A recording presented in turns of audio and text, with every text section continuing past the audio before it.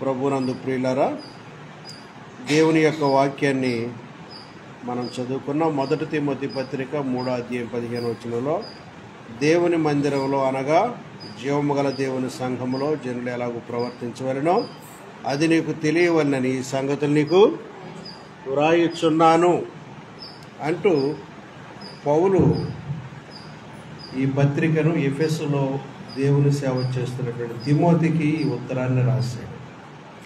ఏమని రాస్తున్నాడమ్మా? జీవము గల దేవుని సంఘము లేదా మందిరములు జనులు ఎలాగూ ప్రవర్తించవలెనో అది నీకు తెలియాలి, నువ్వు వాళ్ళకు చెప్పాలి. కాబట్టి ఈ సంగతి నీకు రాస్తున్నాను. సంఘం అంటే సామాన్యం కాదు, సత్యమునకు స్తంభం, సత్యమునకు ఆధారం లాంటిది సంఘం. కాబట్టి వీళ్ళని సరైన మార్గములో నువ్వు నడిపించాలి, చెప్పాలి వాళ్ళకి అంటూ పౌలు మరో చోట నుండి ఎఫెసులో ఉన్నటువంటి తిమోతికి లేఖను రాస్తాడు. దేవునికి స్తోత్రం. మన సంఘం ఎలాంటి సంఘం చెప్పండి? జీవము గల దేవుని సంఘం. ఈ మాట చాలా బాగుంది కదా. అంటే మనం సేవించే దేవుడు జీవము గలవాడు, బ్రతికే ఉన్నాడు, సజీవుడు. దేవుడికి స్తోత్రం. కాకపోతే దేవుడు మాకు చూపించండి అంటారు చాలామంది. దేవుడు అదృశ్యుడు, కంటికి మాత్రం కనబడడు. నిజంగా ఆయన ఉన్నదన్నట్టు చూస్తే మానవుడు కూడా బ్రతుకుడు, అంత గొప్పవాడు ఆయన. దేవుడికి స్తోత్రం. కాబట్టి ఇప్పుడు దేవుడి గురించి మనం చెప్పుకున్నాం. దేవుడికి సంఘానికి ఉన్నటువంటి అవినాభావ సంబంధం ఏంటంటే దేవుడు సంఘానికి శిరస్సు. మరి సంఘం శరీరమై ఉంటే ఆ శరీరాన్ని నడిపించేటువంటి శిరస్సు లాంటి వాడు దేవుడు.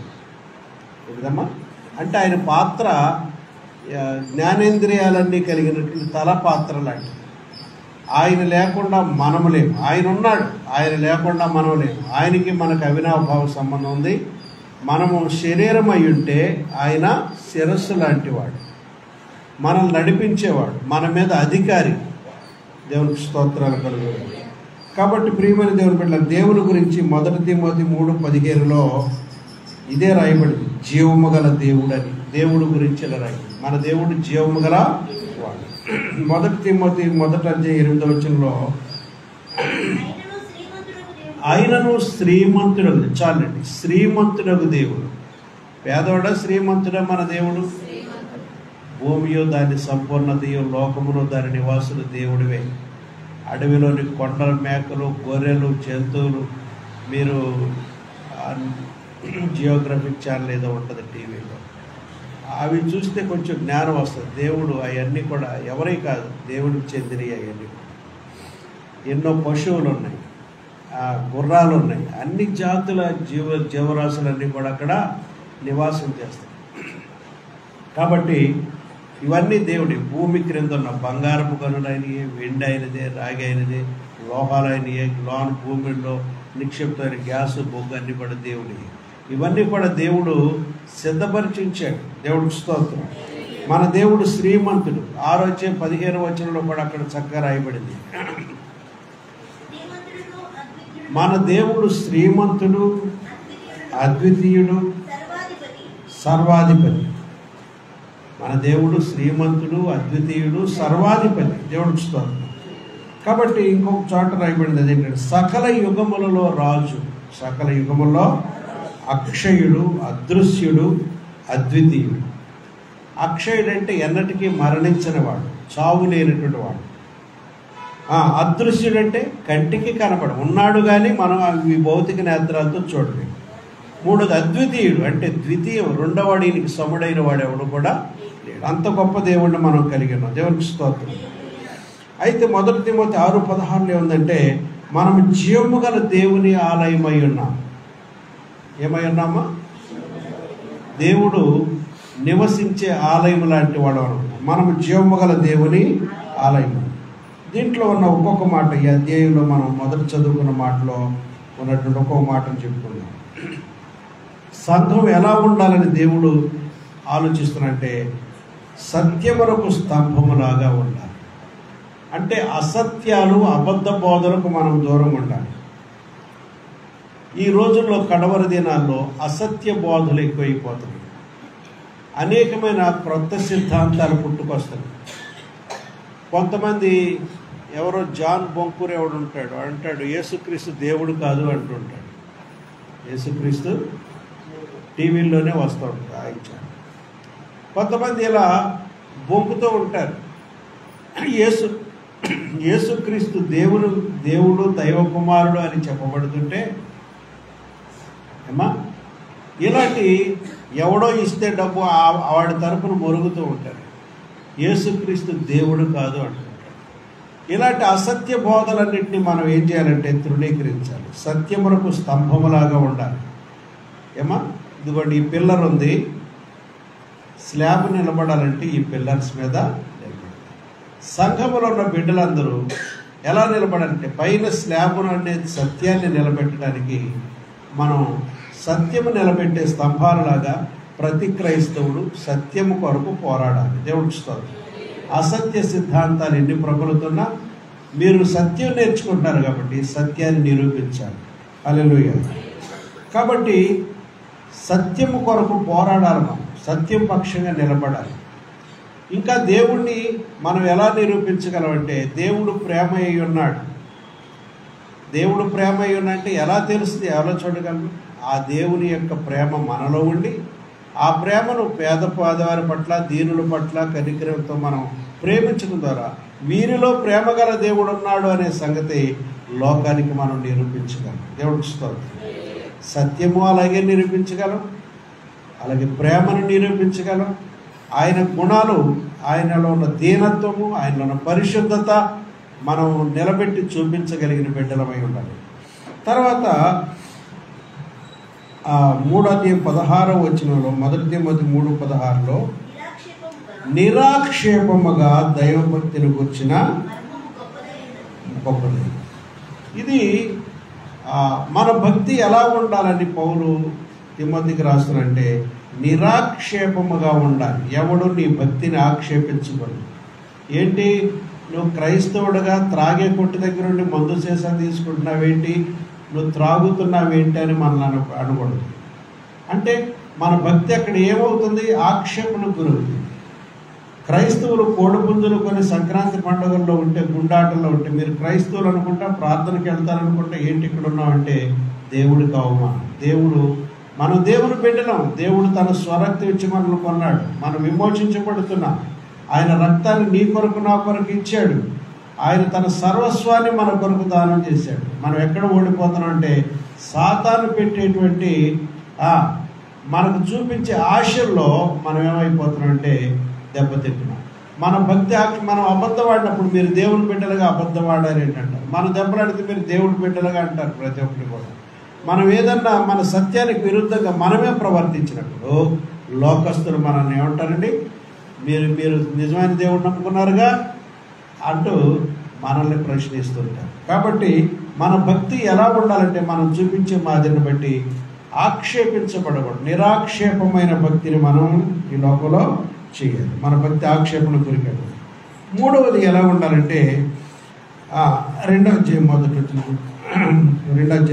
చదవండి. మనము సంపూర్ణ భక్తి కలిగి ఉండాలని చెప్తుంది.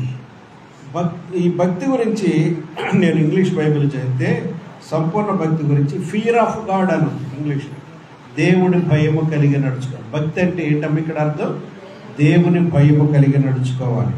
నీకు దేవుడు భయం ఉందా? దేవుడు అంటే భయం. ఇప్పుడు ఆఫీసులకు వెళ్ళేవాడు కూడా అమ్మ ఏంటి వేస్తారమ్మా, చేతితో ఇది ముద్ర వేస్తారే, తంబేయాలి అంటారుగా. అంత భయపడుతూ తంబేయటానికి అబ్బో పరిగెత్తుకెళ్తున్నావే, దేవుడి మందిరానికి 3 పాటలు అయ్యాక 4 పాటలు అయ్యాక సాక్ష్యాలు అయిపోయాక వస్తానికి నీకు ఎంత హౌ డేర్ యూ, ఎంత ధైర్యం నీకు దేవుడి సన్నిధికి లేటుగా రావడానికి.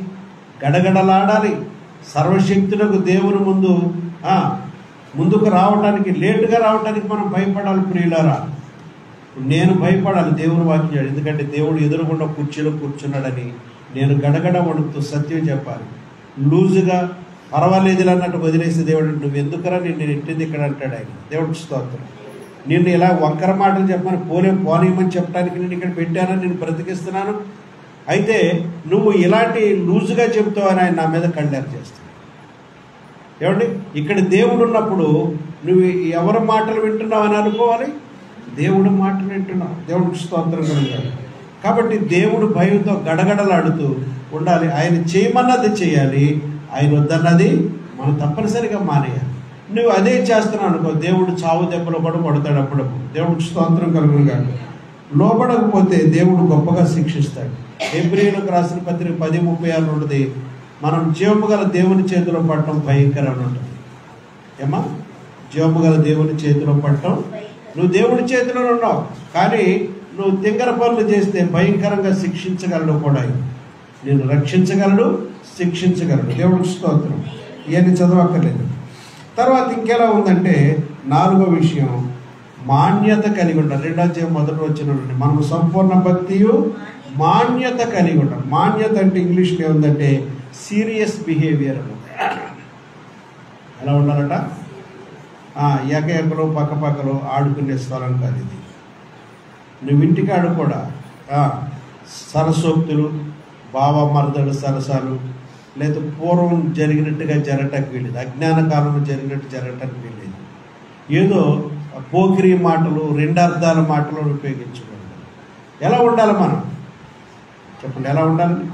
సీరియస్ బిహేవియర్ అంటే మాన్యత అనే మాటకు అర్థం ఏంటంటే నీ భక్తిని సీరియస్గా మెయింటైన్ చేయాలి. ఏదో దాని పవర్ లేనట్టుగా, భక్తి పవర్ లేనట్టుగా ఏదో అదొక రకంగా మనం బ్రతకూడదు. సీరియస్గా మెయింటైన్ చేయి. ఏమంటే ఎలా ఉండాలమ్మా? నువ్వు ముసలాడు అయినా పడుసడు అయినా చాలా జాగ్రత్త. కొంతమంది ముసలాళ్ళు కూడా ఎలా అంటారు, మనవరారా నన్ను పెళ్లి చేసుకుంటావేంటి అంటాడు.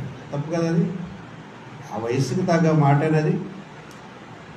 కనుక ఇలాంటి మాటలు దేవుని బిడ్డలుగా మనం మాట్లాడు, వాళ్ళ అజ్ఞానులు అలా మాట్లాడతారు. మనం అలాంటి మాటలు మాట్లాడకూడదు, సరస్వతుల దగ్గరికి వెళ్ళకూడదు.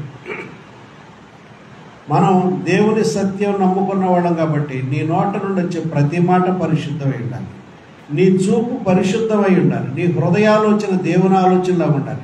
నీ చూపులు దేవుడి చూపులాగా ఉండాలి. ఒక స్త్రీని చూచినా లేదా ఒక పురుషుడు చూచినా అది నీ పవిత్రమైన ఆలోచన అయి ఉండాలి. దేవుడు ఆలోచనలాగా, దేవుడి దృష్టిలాగా, దేవుడి మాటలాగా నీ మాట ఉండాలి. కానీ దానికి మించి నువ్వు వ్యర్థమైన ఆటలో పడితే నీకు దేవుడి ఎడల భయభక్తి లేదు, నీవు చేసే భక్తి సీరియస్ భక్తి కూడా కాదు, నీ ప్రార్థనకు ప్రతిఫలము రాదు. నా ప్రతి ప్రార్థనకు నీవిచ్చిన ఈవులే లెక్కకు మించిన దీవెనలైనా. నా ప్రతి ప్రార్థనకు నీవిచ్చిన ఈవులే లెక్కకు మించిన దీవెన.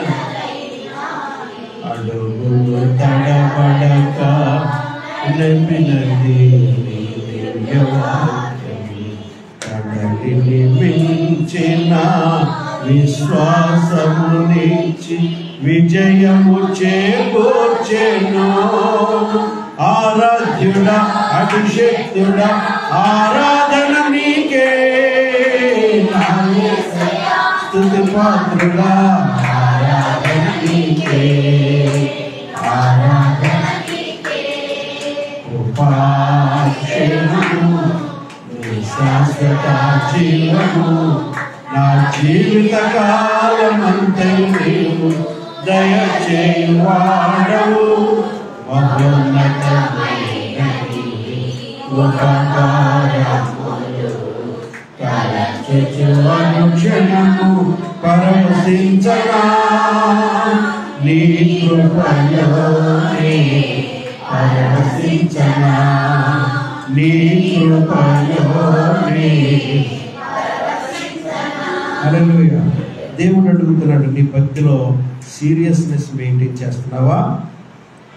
ఇవాళ ఆరాధన అయితే కొంతమంది పెళ్ళిళ్ళకి, తద్దినాలకి, దినాలకి, ఇలాంటి వాటికి వెళ్ళిపోతుంది. నీకు దేవుడు భయం ఉంటే అలా చెయ్యు.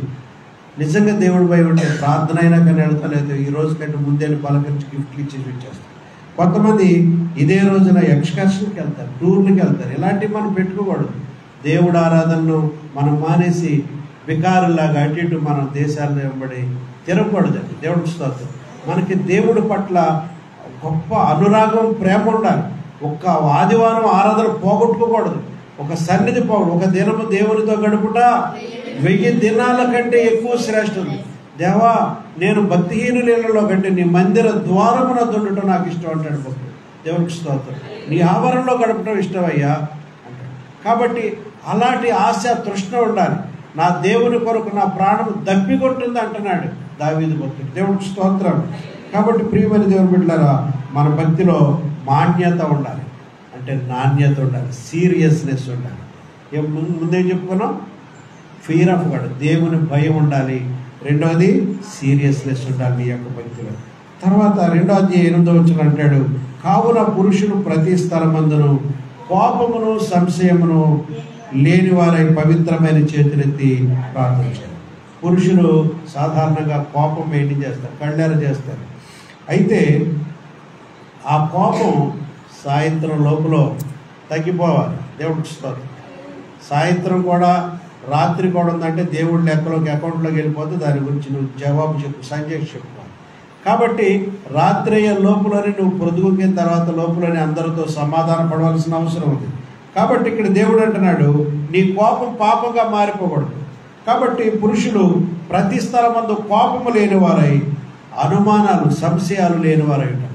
అనుమానాలతో సంసారాలు పోగొట్టుకునే వాళ్ళు ఉంటారు. ఏమండి, మరి దేవుడు నీకు ఇచ్చిన భార్య విషయంలో సంశయాలు ఉంటాయి. అలాగే భార్యలు కూడా మాటికి ఫోన్ చేసి ఇప్పుడు ఎక్కడున్నా నిలదీస్తుంటారు. ఇన్నిసార్లు నిలదీస్తుంటే ఎన్నో సమస్యలు వస్తూ ఉంటాయి. దేవుడికి స్తోత్రం. అన్నిసార్లు అలాగ చేసి విసిగించకూడదు. దేవుడికి స్తోత్రం.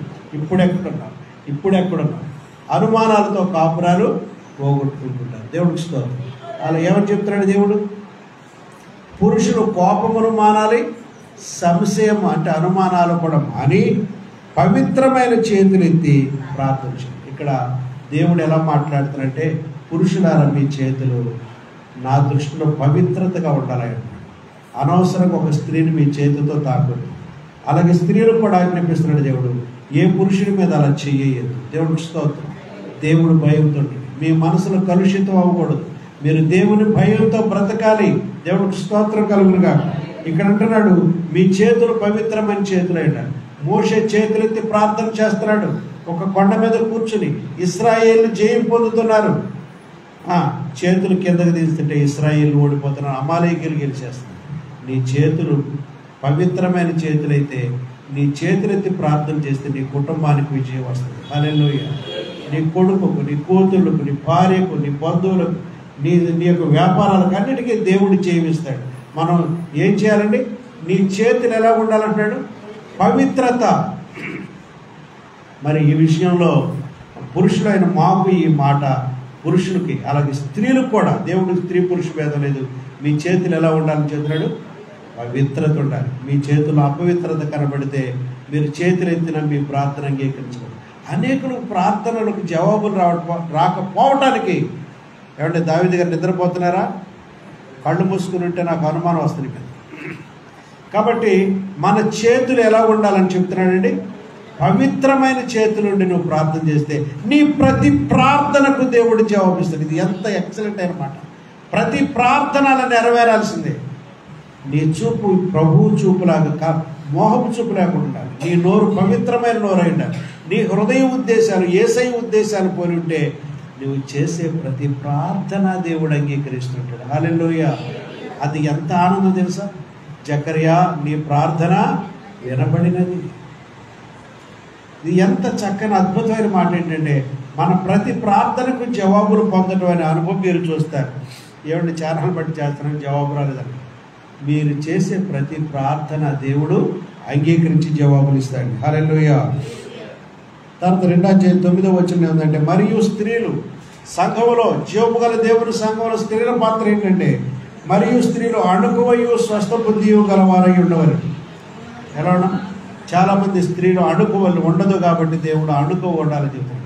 పురుషుడికి విధేయులై ఉండాలి, పురుషుల మాటకు లోపడాలి, ఎగిరెగిరి పడకూడదు. నేను 5 ఎకరాలు కట్నం తెచ్చాను, నీకంటే ఎక్కువ సంపాదిస్తున్నా, నేనేమో తక్కువ సంపాదిస్తున్నానా అని పురుషుడితో పోరాడకూడదండి.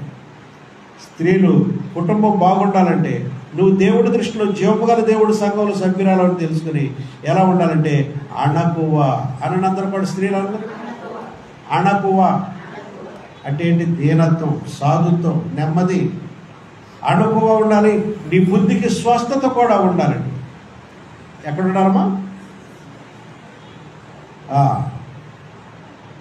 నీ యజమానుడు ఉన్నా లేకపోయినా యేసయ్య నీ ఇంట్లో ఉన్నాడు అనుకుంటున్నాను.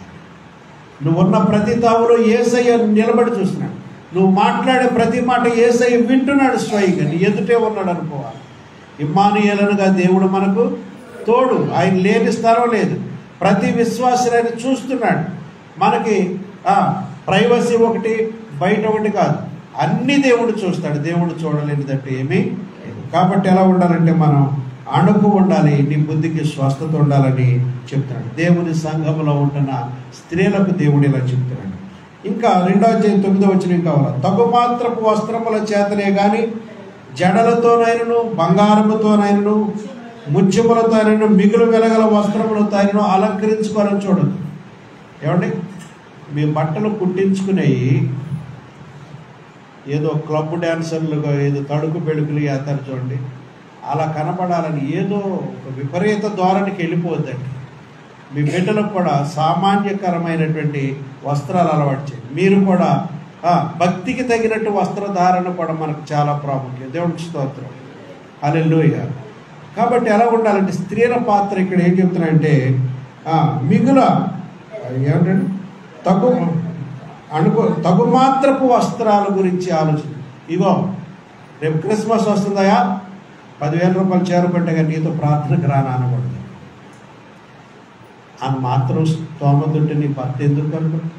నీవు కాకపోతే నీ భర్త ఇంకెవరున్నారు? ఏమండి? అప్పులు చేసి కొనుక్కుని అప్పులు పాలైపోదామా? చూడండి, ఇలాంటి క్రిస్మస్ ఈవెంట్లు వచ్చిన ఖర్చు పెట్టేయాలనుకోకండి. తప్పనిసరిగా కొత్త బట్టలు ఉండాలనుకోకండి. నేను కూడా ఈ సంవత్సరం ఏమీ తీసుకోవాలా వద్దనుకునే. కొత్త బట్టలు ఏవి ఎలాగండి? ఇంటికి సున్నమే లేదంటే సున్నమైతే క్రిస్మస్, సున్నం అయిపోతే క్రిస్మస్ కదా. కొత్త బట్టలు వేసుకుంటేనే క్రిస్మస్, వేసుకోకపోతే క్రిస్మస్ కదా. ఏంటండి ఇన్ని వేల రూపాయల బట్టలు? ఇవాళ బట్టలకి చాలా విపరీతమైన ఖరీదులు కూడా ఉన్నాయి. ఒక గౌను 15,000 రూపాయలు, 20,000 రూపాయలు ఉన్నాయి అంటే ఆడవాళ్ళు వేసుకుని. అంతంత మన అవసరంలా. నువ్వు వేసుకునే వస్త్రధారణ జీవము గల దేవుడి సంఘంలో ఎలా ఉండాలంటే ఇతరుల మీద పోటీపడి నన్ను అందరూ చూడాలనుకోమాకండి. దేవుడు ఏమి చూస్తాడు నీలో? పై రూపాన్ని కాదు ఆయన చూసేది, నీ అంతరంగం చూస్తాడు. నువ్వు పై రూపం ఎవరికి ప్రదర్శించాలనుకున్నావు? నన్ను అందరూ చూసి మెచ్చుకోవాలనుకున్నట్టుగా అందరూ కొరకు కాదు, నువ్వు దేవుడు చూస్తాడు. నీ అంతరంగం బాగుండాలి. దేవుడికి స్తోత్రం. ఇక్కడ ఏమంటున్నాడంటే తగు మాత్రపు వస్త్రాలు ధరించుకోమని చెప్పు. సరిపడా తగు మాత్ర వస్త్రాలు అంటే 100 రూపాయలు చీర పనికిరాదు.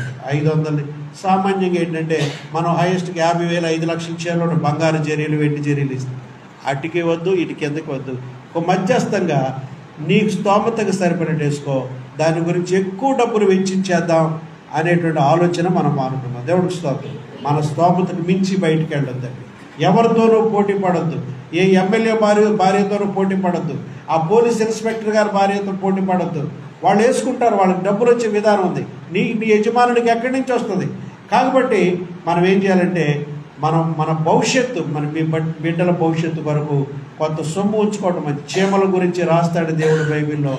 చీమలు బలహీనమైన జీవులు, నువ్వు అడిగేది చచ్చిపోతాయి. అవి రాబోయే కాలానికి కొంత కూడబెట్టుకుంటాయి.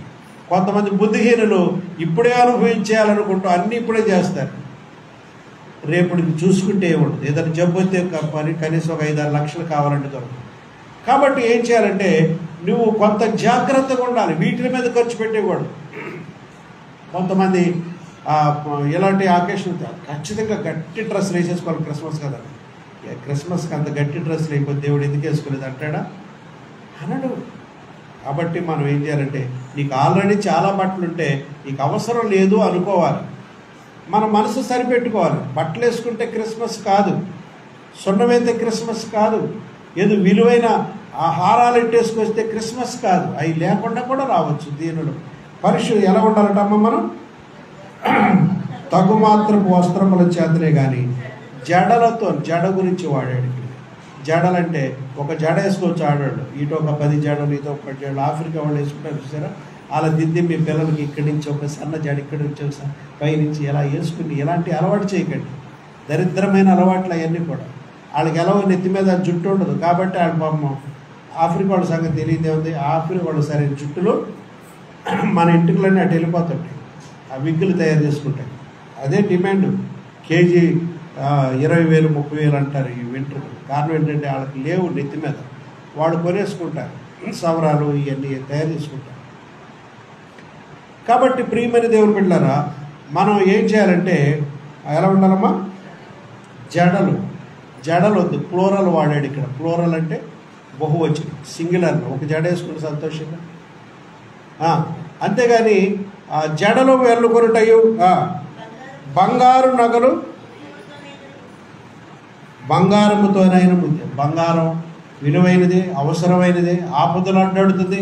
మీకు బంగారు వస్తువులు ఉండడం తప్పు కాదు, కానీ దాని మీద క్రేజీగా ఉండొద్దు, పిచ్చెక్కిపోవద్దు.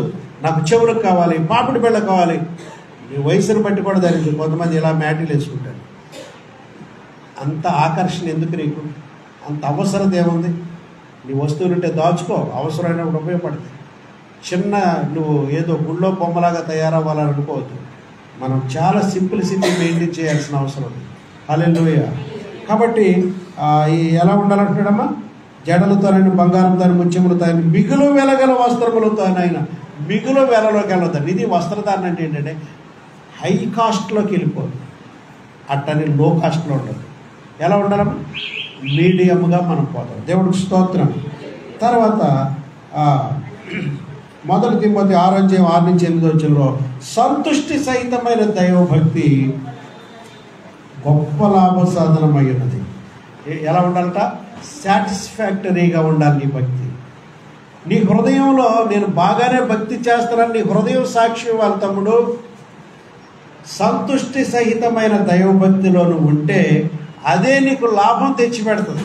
దేవుడు నీతో ఉంటాడు. నువ్వు చేసే ప్రతి ప్రయత్నంలో దేవుడు ఆశీర్వదిస్తాడు. ఏమండి, నీ మనస్సాక్షిని మీద నేరారోపణ చేయకుండా నువ్వు తప్పు చేస్తున్నావు, నీ మనసులోంచి ఒక మాట వచ్చిందంటే నువ్వు తప్పు చేస్తున్నట్టే. అంతరాత్మలో నుంచి, మనస్సాక్షి నుంచి నువ్వు తప్పు చేస్తున్నావు అనేటువంటి భావన రాకుండా నీ అంతరాత్మను కాపాడుకుంటే అది నీకు సాటిస్ఫాక్టరీ భక్తి అవుతుంది. సంతుష్టి సహితమైన దైవభక్తి గొప్ప లాభ సాధన. ఎంత లాభం ఇస్తామో అది మెయింటైన్ చేయండి. మనం 7వ వచనం, మనం ఈ లోకములోనికి ఏమీ తేలేదు. ఈ లోకంలో మనం ఏమీ. అప్పుడప్పుడు నా కుమారుడు గోపాలకృష్ణ అంటాడు, ఏదైనా నష్టమైంది అనుకోండి, ఏమంటే నాకు పెళ్ళైన కొత్తలో ఇంత ఏమైనా ఉన్నాయి డబ్బులు, నేనేమైనా గతంలో సంపాదించి పెట్టానా అంటుంటాడు. నిజంగా ఈ లోకంలో పుడతా ఒక 5 లక్షలు వేసాయనా పట్టుకొచ్చాం మనం? రాలేదుగా. మనం ఈ లోకంలోనికి ఏది తేలేదు, ఏమీ తీసుకుని కూడా వెళ్ళలేదు, పై లోకానికి ఏమి తీసుకెళ్ళి. కాగా మనం ఎలా బ్రతకాలట, అన్న వస్త్రములు కలిగి ఉన్నప్పుడు సంతుష్టితో సంతోషించాలి. కొంతమందికి ఎన్ని తిన్నా సంతోషం, కృతజ్ఞత. ప్రభా ఈ భోజనం పెట్టావు, ఇది కూడా లేక చాలామంది అల్లాడిపోతున్నారు. ఆఫ్రికా దేశాల్లో కళ్ళం నీళ్ళు వచ్చే దృశ్యాలు ఎన్నో ఉన్నాయి. వాళ్ళ పిల్లలకు పాలు కానీ సరైన ఆహారం, నేల మన్నునే ఒక రకమైన మట్టిని బిస్కెట్ లాగా చేసుకుని ఎండబెట్టుకుని బిస్కెట్లుగా ఆ మట్టి ముద్దలు నవ్వులుతున్నారండి, నీళ్లు తాగుతున్నారండి. మరి దాంట్లో ఏ ఫలం వస్తుంది? అలాగే బ్రతుకుతున్నారు. వాళ్ళ జీవితాలు అంత ఘోరాతి ఘోరంగా. వాళ్ళకు గనక ఎక్కువ ఉంటే వాళ్ళు వేసే డ్యాన్సులు ఎలా ఉంటే మీకు తెలుసు. ఆఫ్రికా వాళ్ళు కొంచెం తింగర మొగాళ్ళు, వాళ్ళు ఎలా నడుస్తారో తెలుసు. కాబట్టి అక్కడ బహుశాపం ఏర్పడి చేస్తుంది. డ్రాట్, ఫెమైన్ ఉంది, అక్కడ కరువులు ఉన్నాయి, అక్కడ వర్షాలు లేవు, పంటలు లేవు, చాలా దుర్భరమైన పరిస్థితిలో ఉన్నారండి. పీరుగుల్లాగా ఉంటారు మనుషులు చాలా పరిస్థితుల్లో. ప్రియమైన దేవుని బిడ్డ, మనం ఎలా ఉండాలంటే దేవుడు మనకు అన్నీ ఇచ్చాడు. మనం ఎలా ఉండాలంటే దేవుడి పట్ల కృతజ్ఞత కలిగి ఉండాలి. కాగా అన్న వస్త్రములు కలవారమయ్యండి. నీకు తృప్తి ఉందా? దేవుడు నేను అడుగుతున్నాను. తృప్తి కలిగిన భక్తి జీవితం మనం చేయాలి. దేవా ఈ వస్త్రాలు ఇచ్చండి కొందరు, ఇలాంటివి కూడా చాలామందికి లేవయ్యా. ఒకడట క్రిస్మస్ పండుగ వస్తుంది, నువ్వు ఆ టయానికి నాకు 2,000 రూపాయలు 3,000 రూపాయలు షూస్ ఇవ్వాలి, అవి వేసుకెళ్ళాలి గుళ్ళోకి, లేకపోతే నాకు ఈ గుడికి రాలేను, నేను చాలా బాధపడుతున్నాను అని దేవుడి మీద అడుగుతున్నాడు. నిజంగా వాడికి ఎవరా చాలా విచారంగా వచ్చాడు గుడికి. ఎలా వచ్చాడు? చాలా విచారంగా వచ్చాడు. దేవుడు నాకు బూట్లు అడిగితే ఇవ్వలేదు అనుకున్న అదే స్వభావంతో వచ్చి బాధపడు. అప్పుడు ఒక కాలు లేనివాడు అసలు బూట్లు లేకుండా కర్రలో కర్రలు ఎట్టుకుని ఎగిరెగురుకుంటా ఆనందంతో వస్తున్నాడు. ఆడు గుడికి రావడం ఎలా వస్తుంది? ఆడికి కాళ్ళు బూట్లు వేసుకుంటే 2 మాడాలు లేవాడికి. ఏదో పాపం అలా కుంటి కాళ్ళతో సంకలో కర్రలతో నెట్టుకుంటూ ఏదో వస్తున్నాడు. ఆడు మొహం దేదీపంగా 1000 క్యాంట్లు బరువులాగా వెళ్ళిపోతుంది. ఈ వ్యక్తి చూశాడు, బూట్లు లేవని దేవుడి మీద చడుకున్నాడు. ఆడిని చూశాడు, ఆడి మొహం ఆనందంతో తేచి వెళ్ళిపోతుంది. చూశాడు ఆడి కాళ్ళకి బూట్లు, అసలు కాళ్ళు లేవాడికి. ప్రభువా, బూట్లు లేకపోయినా నాకు కాళ్ళు ఇచ్చావు, నీకు వందనాలు తండ్రి. ఆడికి 2 కాళ్ళు కూడా లేవు, ఆడు ఎంత హ్యాపీగా ఉన్నాడు అన్నాడు. దేవుడికి స్తోత్రం, హల్లెలూయా. కాబట్టి మనం ఎలా ఉండాలంటే దేవుడి సన్నిధిలో ఎలా ఉండాలమ్మా? తృప్తి. చెప్పండమ్మా, సాటిస్ఫైగా ఉండాలి. ప్రభువా, ఈ రోజుకి ఆహారం ఇచ్చిపోతాను. కొన్ని దేశాలు ఇలాంటి ఆహారం లేదు, అలమటించిపోతున్నారు. ఒక్క పూట అయినా దొరికితే చాలు అనుకుని ఉన్నారు. ఏలకులు, పందికొక్కులు, తేళ్ళు, జెర్రులు ఏయో దొరికినట్టు తినేస్తున్నారు.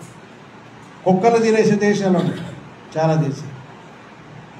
ఇలా వ్యర్థమైన వాటిని, మనం కాదనుకున్న వాటిని చాలా పరమానందంగా తినేసేవాళ్ళు ఉన్నారు. కానీ నువ్వు కోరుకున్న పండ్లు, డ్రై ఫ్రూట్స్, మంచి ఆహారం, విటమిన్ ఆహారం, ఎంతో విలువైన ఆహారం తినే యోగ్యతలు దేవుడు నీకు, నీ బిడ్డలకు దేవుడు ఇచ్చాడు. దేవుడు ఇస్తాడు. కాబట్టి అన్న వస్త్రాదులు గలవారమైంది. ఒక మంచి ఇల్లు ఇచ్చావు ప్రభు, ఈ షర్ట్ ఇచ్చావు, నీకు వందనాలు. మనకి ఎప్పుడు కూడా మనం ఉన్న దాంట్లో ఎలా ఉండాలంటే దేవునికి థ్యాంక్ఫుల్గా ఉండాలి, కృతజ్ఞతలు. ప్రభు, ఇది కూడా లేని ప్రజలు చాలామంది ఉన్నారు ప్రభు అంటూ నీ స్థాయిని కించపరుచుకోదు. ప్రభు, ఈ స్థాయి ఇచ్చావు చాలు, ఒకప్పుడు నాకు ఇది కూడా లేదు, నీవు ఇచ్చిన స్థితిని బట్టి నీకు వందనాలంటే దేవుడు సంతోషించి నీ యొక్క కృతజ్ఞత హృదయాన్ని బట్టి దేవుడిని ఆశీర్వదిస్తాడు. దేవుడి మీద సనవద్దు, దేవుడి మీద గొడవద్దు. ఆడినంత గొప్పవాడు ఎందుకు చేసావు, నన్ను ఎందుకు ఇలా చేసావు కూడా అనొద్దు. దేవుడి దగ్గర నువ్వు ఆడిని అలా చేసినందుకు నువ్వు కూడా దేవుని స్తుతిస్తే దేవుడు నీకు కూడా ఇస్తాడు. దేవుడికి స్తోత్రం. కాబట్టి సంతుష్టి సహితమైన దైవభక్తి ఉండాలి. మనం ఈ లోకంలోనికి ఏమీ తీసుకురాలేదు, దీనిలో ఏమీ తీసుకురా కాగా అన్న వస్త్రములు గలవారమైంది, వాటితో మనం తింటున్నాం. 1 తిమోతి పత్రిక 6:17 నుంచి 19 వచనాలు ఇక్కడ ఉంది. ఇహమందు ధనవంతులైన వారు ఎలా ఉండాలట? డబ్బును బట్టి గర్వం వస్తాయి, వెండి బంగారాలు ఉంటే గర్వం వస్తాయి, పొలాలు ఇళ్ల ప్లాట్లు ఉంటే గర్వం వచ్చేస్తాయి, చదువు ఎక్కువ ఉంటే గర్వం వచ్చేది. నేను జ్ఞానిని, ఈడేవాడు నాకు చెప్పడాకంటాడు. మంచి హోదా, లక్షల రూపాయలు సంపాదించేవాడు ఎవరు లెక్క చేయరాడు. గర్వం వచ్చేస్తాయి. గర్విష్ఠులు యెహోవాకు దూరస్తులు, గర్విష్ఠులు దేవుని దృష్టిలో హేయులు. గర్వం బదులు ప్రతి వాడిలో దీన మనసు, అందరినీ ప్రేమించగల మనసు, గౌరవించగల మనసుతో ఉండాలి. దేవుడికి స్తోత్రం, హల్లెలూయా. కాబట్టి ఇహమందు ధనవంతులైన వారు గర్విష్ఠులుగా ఉండొద్దు అంటున్నాడు. దేవుని సంఘములో ఉన్న మీలో ఎవరు కూడా దేని విషయంలో కూడా గర్విష్ఠులుగా ఉండకూడదు. దేవుడి బిడ్డలు ధనవంతులై ఉండొచ్చు, తప్పులేదు, కానీ గర్వం అనేది రానివద్దండి. గర్విష్ఠులు కాక ఒక మాట నమ్మండి, ఈ ధనము అస్థిరమైనది. ఇప్పుడు సాఫ్ట్వేర్ ఉద్యోగాలు చేస్తున్నారు కదా, ఆ ట్రంప్ గాడికి ఇష్టం లేదు, అందరూ ఇంప్రూవ్మెంట్, అందరూ మళ్ళీ కామన్ అయిపోతారు. ఎక్కడో ఉన్న కడి దిగి వస్తుంది. ఆడు మంచోడు ఉండాలని మనం ప్రార్థన చేయాలి. ఎవరి గురించి? ట్రంప్ అయినా ఆయన బుద్ధి బాగుండాలి. ఆడు తెంగరోడు, ఆడు ఏదనుకుంటే అది చేసేయాలంటాడు వెంటనే. కాబట్టి ఈ మాటల్లో అవి వెళ్ళి మన మీద దెబ్బలాడిపోతానే. దేవుడు ట్రంప్ గారు మంచోడుగా ఉండాలని మనం ప్రార్థన. ట్రంప్ గారిని దేవుడు దీవించుడు కనుక, ఎందుకైనా మంచి హృదయం దేవుడు ఆయనకి దయచేయండి. అజ్ఞానంగా మాట్లాడిన మాటలు దేవుడు క్షమించును కానీ. దేవుడికి స్తోత్రం. ట్రంప్ గారికి దేవుడు ఆరోగ్యం, దీర్ఘాయుష్యం, అలాంటి వాళ్ళకి మంచి స్వభావం కలగాలి. హల్లెలూయా. కాబట్టి ఆయన కనుక మా దేశంలో ఇతర దేశస్తులు ఉండకూడదని వెనకపోండి అన్నాడు అనుకోండి, ఏమైపోతుంది మన వాళ్ళందరి పరిస్థితి? మళ్ళీ ఉద్యోగానికి ఇక్కడ పోటీ పడాలి. ఇక్కడే ఉద్యోగాలు ఎవరైపోతున్నారు మన ప్రభుత్వంలో. మరి వాళ్ళు కూడా వచ్చి ఇక్కడ పడితే అది మరింత క్లిష్టమైన పరిస్థితి. కాబట్టి ప్రియులారా, ఇహమందు ఎక్కువ జీతాలు పొందేవాళ్ళు, మంచి పొజిషన్ ఉన్నవాళ్ళు గర్విష్ఠులుగా ఉండకూడదు. గర్విష్ఠులుగా ఉండక ఏం చేయాలట? అస్థిరమైనది ధనం అని గుర్తుంచుకుని, వాళ్ళ ధనం నీ దగ్గర ఉంటూ గొప్పడని కాదు, రేపు పొద్దున పేదవాడి ఉండొచ్చు, అయిపోవచ్చు కూడా. ఎందుకంటే మా ఊర్లో 10 ఎకరాలు గల ఒక చౌదరీస్ కుటుంబం ఒకటి ఉండేది, 5 అన్నదమ్ములు, తనకో 2 ఎకరాలకు అంతా ఉమ్మడిగా చేసాడు. భోజనం కూడా ఇంత క్యాన్లో తీసుకుని ఒక దేంట్లో పెట్టుకుని అంత పిసుకుని తలకో ముద్ద చేతులు పెట్టుకుని అంత ఐక్యత తినేవాళ్ళు. కలిసి వ్యవసాయం చేసేవాడు. వేసవికాలం టైంలో నువ్వు పంట వేసేవాళ్ళు, మిగతా వరి పంట, ఒక పంట ఇదేను, ఒక పంట నువ్వులు పంట వేసేవాడు. తమ్ముళ్ళు అన్నదమ్ములు అందరూ అక్కడ ఉండి పని చేసేవాళ్ళు. చాలా వింత, అందరూ రౌండ్గా కూర్చొని ముద్దలు పిసుకుని చేతులు పెట్టి తినేవాళ్ళు. వాళ్ళు చూశాను.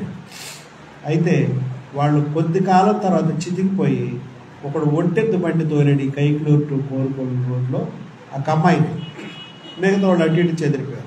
అంటే ఏంటి, ఒకప్పుడు పొలం ఉంది, ఇల్లు స్థలం ఉంది, అన్నీ అమ్మేసుకుని చాలా చెదిరైపోయారు. అంటే ఏంటంటే ధనం ఒక్కొక్కప్పుడు ఒకటి దగ్గర ఉండదు, తర్వాత ఉండదు. ఒకప్పుడు నువ్వు బాగుండొచ్చు, తర్వాత బాగులేని పరిస్థితి రావచ్చు. కాబట్టి ఇహమందు ధనవంతులైన వారు గర్విష్ఠులు కాక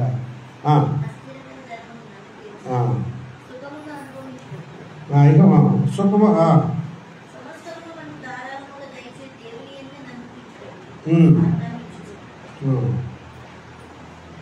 కాబట్టి ఇహమందు ధనవంతులైన వారు ఏం చేయాలట? గర్విష్ఠులు కాక అస్థిరమైన ధనమందు నమ్మికించక, అంటే వాస్తవమైన జీవనం సంపాదించుకోవాలి.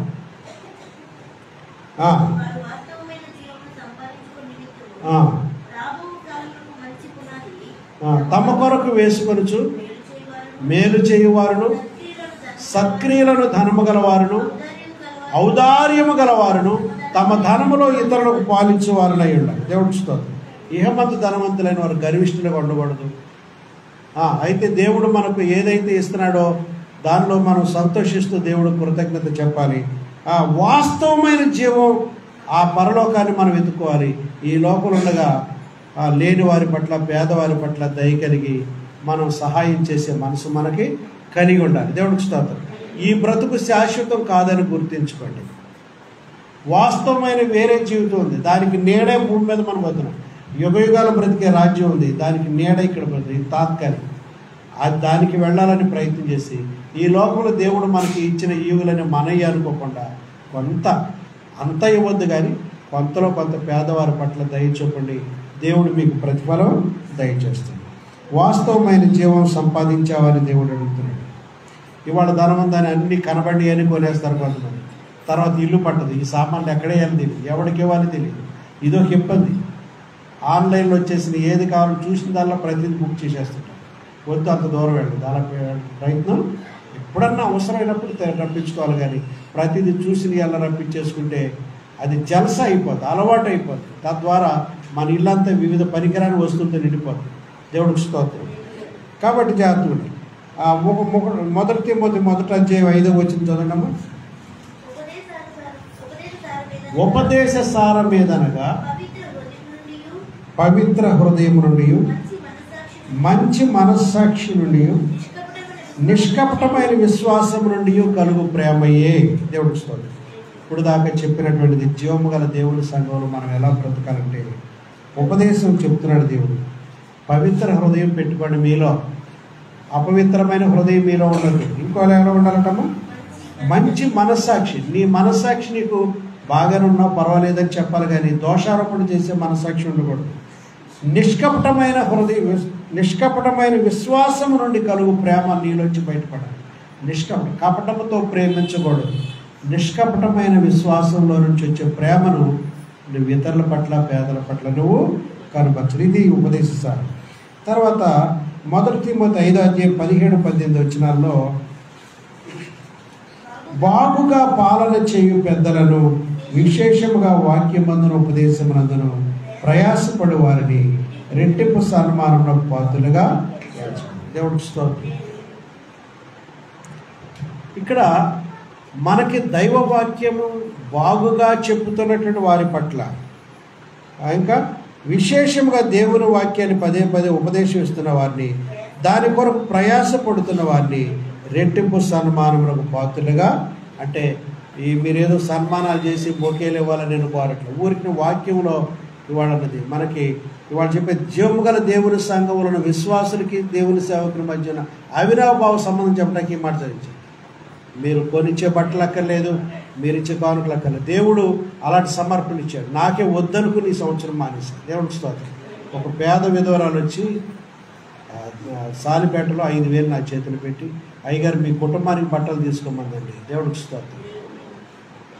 ఎంత గొప్ప సమర్పణ అసలు. మా పాస్టర్ గారిని అసలే ఆవిడ పేదరాలన్న ఈ డబ్బుల్లో సగం ఇచ్చేసి తీసుకెళ్ళి మొత్తం ఇచ్చేయమంది. మళ్ళీ అది ఎంతోమంది ఇచ్చేసి ఆవిడ ఉంచుకోమని, ఆవిడకి అవసరం డబ్బులు, మన అంత అవసరం అంత ఇచ్చే స్తోమత నిజంగా లేకపోయినా అంత డేరుగా ఇచ్చిందంటే నేను తీసుకెళ్ళి 2,500 వెనక్కి ఇచ్చేసి, అమ్మ నువ్వు ఉంచుకో, నీకెందుకైనా పంపిస్తాను. నీ పట్ల నీ ప్రేమ దేవుడికి అందినట్టే, దీంట్లో కొద్దిలో నేను సంతోషిస్తాను, నువ్వు మొత్తం ఇచ్చినా నేను సంతోషంగా ఉండలేను, తిరిగి ఇచ్చేస్తాను. దేవుడికి స్తోత్రం. కాబట్టి ప్రియమైన దేవుని బిడ్డలారా, ఉపదేశ సారమేమో బాగుగా పాలన చేయు పెద్దలను, విశేషముగా వాక్యమందు ప్రయాసపడు వారిని రెట్టింపు సన్మానము పాత్రులుగా. చివరిగా ఒక మాట ఉందండి, 1 తిమోతి 4:10 చక్కని మాట. మనం దేవుని కొరకు పాటు పడాలట. మనం దేవుని కొరకు పాటు పడాలని చదవండి. మనుషులందరికీ రక్షకుడును, మరి విశేషంగా విశ్వాసులందరికీ రక్షకుడును, జీవము గల దేవుని యందు మనము నిరీక్షించున్నాము కనుక ఇందు నిమిత్తము ప్రయాసతో పాటుపడుతున్నాం. ఏమండి, మనం నిజమైన దేవుడిని నమ్ముకున్నాం, కానీ ఆయన కొరకు మనం ప్రయాసతో పాటుపడాలి. ఏం చేయాలి? దేవుని పని వచ్చినప్పుడు మనం దాని కొరకు ప్రయాసపడాలి. దేవుడికి స్తోత్రం. దేవుని కొరకు శ్రమ పడాలి. నేను అనేక సార్లు చూసా, నోహమ్మ గారు వచ్చి కుర్చీలన్నీ గుడ్డతో తుడిచి లైన్గా వేసి బెంచీలు తుడిచి ఇవన్నీ తుడిచి చేస్తుంటారు. శేషరత్నం గారు తుడుతుంటారు, కొంతమంది ఆది తుడుతుంటారు. నేను చెప్తాను, ఇలాంటి పని కొంతమంది చేస్తూ ఉంటారు, మిగతా వాళ్ళు అమర్చి పెడితే వచ్చి కూర్చుంటారు. అంటే అందరూ చేయలేరు, కానీ ఈ కొన్ని వారాలు నేను చేస్తానని సమర్పించుకుని కొంతమంది దేవుని పని అనేటువంటిది మనం అందరూ సమర్పించుకుని చేయాల్సింది. దేవుడికి స్తోత్రం. కాబట్టి ప్రియులారా, మనం దేవుని కొరకు పాటు పడాలి, దేవుని రాజ్య సువార్త చెప్పాలి. ఆయన పని జరుగుతున్నప్పుడు సేవకులతో ఏకీపించాలి. రేపు 24వ తారీఖున రాత్రి మనకు ర్యాలీ ఉంది కైకిలో. దేవుని చిత్తం అయితే సౌండ్ బాక్స్ ఒకటి క్యారీ చేసుకుంటూ వెళ్ళాలి. అది దొరికేటట్టుగా ప్రార్థన చేయండి. మనం కొన్నాను కానీ ట్రబుల్ వచ్చి వెనక్కి ఇచ్చేసాను, మళ్ళీ కొత్తది తీసుకురావాలనుకుంటున్నాను. దేవుడి చిత్తాన్ని బట్టి సహాయం చేయాలని ప్రార్థన. అది లేకపోయినా చేద్దాం. కాబట్టి ఈ ర్యాలీ కొరకు కూడా మీరు ప్రార్థన చేయండి. మనం దేవుడి కొరకు పాటుపడాలి, మనం క్రీస్తు కొరకు నడవాలి, ఆయన సాక్షులుగా ఉండాలి. ఇప్పుడు ఎలా ఉందంటే క్రైస్తవ వ్యతిరేకులు పెరిగిపోయారు ఎక్కడ పడితే అక్కడ. కాబట్టి అయినప్పటికీ భయం పడకుండా మన ప్రాంతంలో తిరిగి దేవుడు రక్షకుడని మనం చాటి చెప్తాం. దేవుడు మిమ్మల్ని అందరినీ దీవించునుగాక. జీవము గల దేవుని మందిరంలో జనులు ఎలాగో ప్రవర్తించాలో దేవుడు చెప్పాడు. ఈ మాటలు మీ హృదయం ఉంచుకుని దేవునికి మహిమకరంగా మన జీవితం, పురుషులేమి స్త్రీలేమి, దేవుడి మాటలు మీ హృదయం దీవించునుగాక.